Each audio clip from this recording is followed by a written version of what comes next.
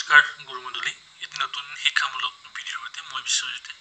স্বাগতম জনাইছোঁ ৰামধেনু এডুকেলে সমগ্ৰ শিক্ষা অসমৰ তৰফৰ পৰা এখন বিশেষ নটিফিকেশ্যন আহিছে যাৰ দ্বাৰা বিদ্যালয়ৰ প্ৰতিজন বিদ্যালয় প্ৰধানক শিক্ষা হেতু ৱেবছাইটত টেক্সট বুক সম্পৰ্কত এটা আপডেট দিবৰ কাৰণে কোৱা হৈছে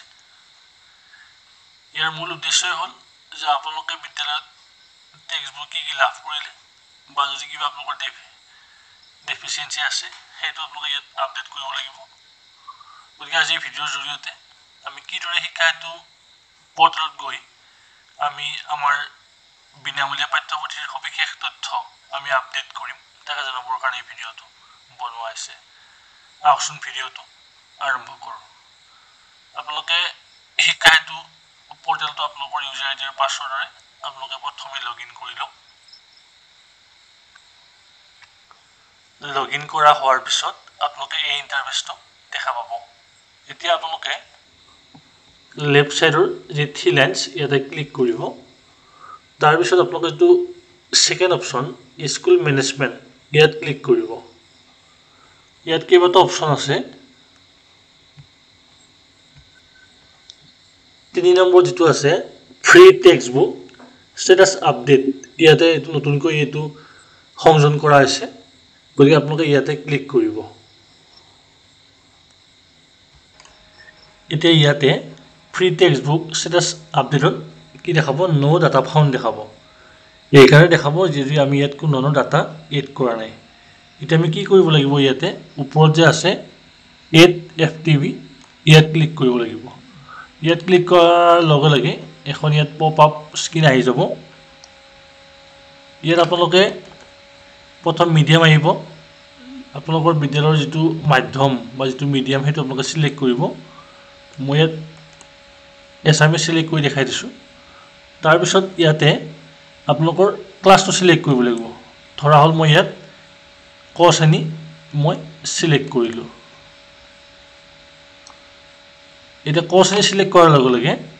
ইয়াতে ক শ্ৰেণীৰ যেটো এনৰোলমেন্ট ইয়াত অটোমেটিক্যালি আহি যাব এতিয়া আপোনালোকে ইয়াত ক শ্ৰেণীৰ যিখিনি পাঠ্যপুথি বা টেক্সট বুক ইয়াতে আপোনালোকে সিলেক্ট কৰিব লাগিব ধৰা হল অকনিৰ কৰ্মপুথি মই সিলেক্ট কৰিলো এতিয়া মই ইয়াত ৰিসিভ ইয়াত মই কিমানখন কিতাপ মই পাইছিলো যিখন আমাৰ টেক্সট বুকৰ চালান দিয়ে তাৰ ৰিপৰ্ট মতে মই ইয়াতে এইখন কিতাপ মই পাইছিলো ইয়াত মই দিব লাগিব আৰু ডিসবাৰ্স কিমানখন কিতাপ মই ইতিমধ্যে বিতৰণ কৰিলো ইয়াত দিব লাগিব আৰু যদি কিবা আপোনালোকক কিতাপৰ দৰকাৰ হয় তেতিয়াহ'লে আপোনালোকে ইয়াতে ৰিকুৱাৰ্ড আপোনালোকে লিখিব লাগিব